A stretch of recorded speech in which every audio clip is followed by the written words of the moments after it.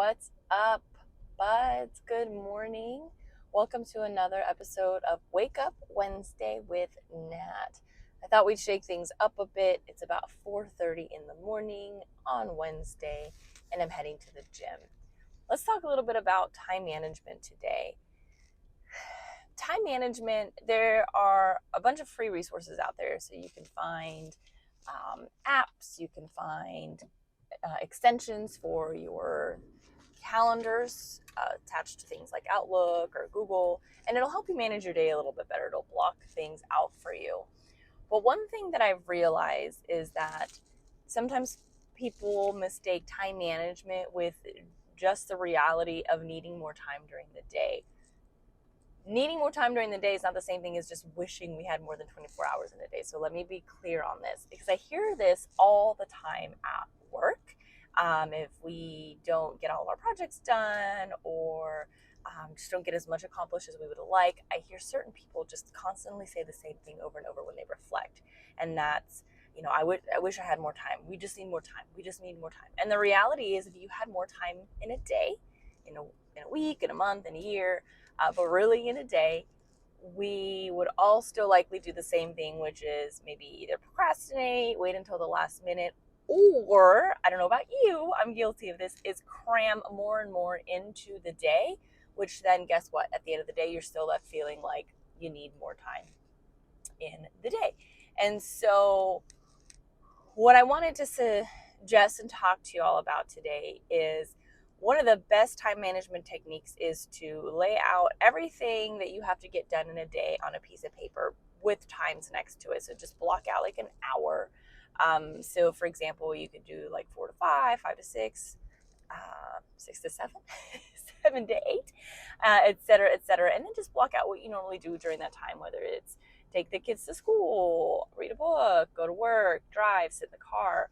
And you'll be really amazed by where your time goes throughout the day, how it really is spent. I was taught this technique when I attended a time management workshop, and something that it really gave me to consider is, well, one, where's all my time really going? How am I spending it? And then two, understanding that to get some additional things done. So I'm starting my own business, and I'm running my own business, I should say. It's already started, now I'm running it. Hey. And doing things like going to the gym. Well, things got a little bit trickier as I also became a mom and have a son. So real quickly here, as we're continuing to drive, and I'm trying to focus on the road, is once you've laid everything out, is to then consider, well, what are some other additional activities or projects, anything that you want to work on. It doesn't have to be starting your own business. You'll hear me talk about following your dreams a lot.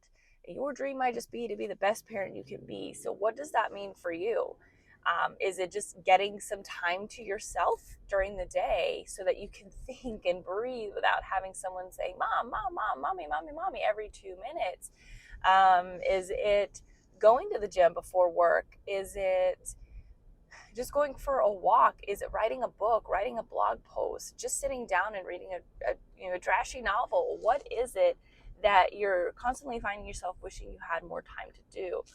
And then the next part is going to be just to experiment. So once I did all that, I realized, look, I'm already kind of cramming too much in the day, and there's not a whole lot I can move. I moved what I could. I eliminated what just wasn't important, wasn't a priority. But I realized that then I was limited to that time, right? The time, my waking hours. So I said, okay, well, I've either got to wake up early or I've got to stay up late. During college, I was a night owl. So especially I work all day, I'd go home, I'd do homework, and then I'd either be up reading for the next classes, or I'd kind of decompress also at night. And so I'd binge watch TV. And so my husband will attest to this. I would stay up late. So I thought, okay, you know what? I used to function pretty well staying up late. And so I tried that first.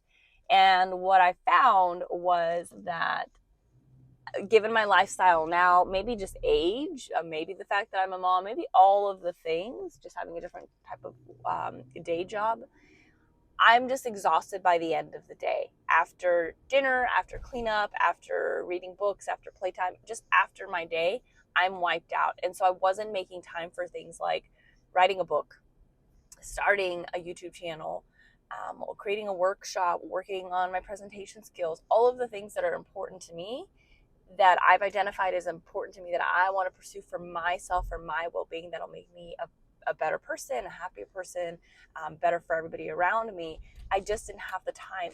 And I also wanted to start moving my body more. So staying up late wasn't working. I was exhausted. Wasn't committing.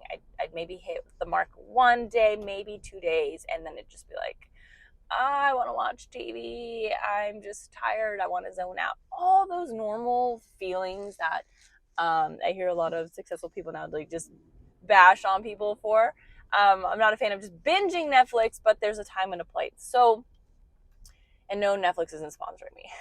I wish. But, and I want to show you all this. Oh, I can't do it. Okay, hold on a second. I want to show you this because there's nobody on the road and it's just beautiful.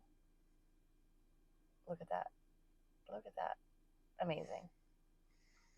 All right, so wrapping it up here because I am almost to the gym, is that didn't work for me, but I had to experiment. And so then I experimented with waking up early, and I had to wake train myself. So I learned about sleep training from having a kid, and that's really like getting them to an ideal bedtime. And you do that by just pushing the time back a little bit. So let's say I wanted his bedtime to be 7 p.m., but he wasn't making it past 8 p.m., but he wasn't making it past 7 p.m. We start off at 7 p.m., and then we would just push it back at 15-minute increments. So the next night we keep him up till 7:15, the next night to 7:30, and so on and so forth. The same is true of weight training. So if you find yourself after experimenting that you're a night owl and you can get so much done at night, awesome sauce, go for it. But you may have to experiment with waking up early as well. And it doesn't have to be 3:30, 4 o'clock in the morning. Today I didn't get up till almost 4:15. But what will work for you? If you just need an hour before your normal wake time, start training yourself to get up a little bit earlier by 15 minutes at a time. So if you're normally up at 6, start with 5:45, 5:30. Again, you get the point here. But those are really your options. And so you can get all of the templates and get any assistance with like time management, but there it gets to a point where you do need a little bit more time. And to me, that's the sacrifice we make for ourselves to be a better person for society, and just set ourselves up for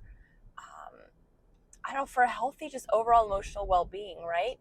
So try it out, play around with it for a week or so, see what you can commit to. Can you start getting up a little bit earlier to do something that's going to set you up right, whether it's yoga, whether it's praying, maybe it's just sitting in the kitchen sipping a cup of coffee with your thoughts for a little bit. You'd be amazed at how relaxing, enjoyable, and productive that can be without having to do much else. So stay up late, wake up early. The choice is yours. I am now at the gym. I hope you all have a fabulous week.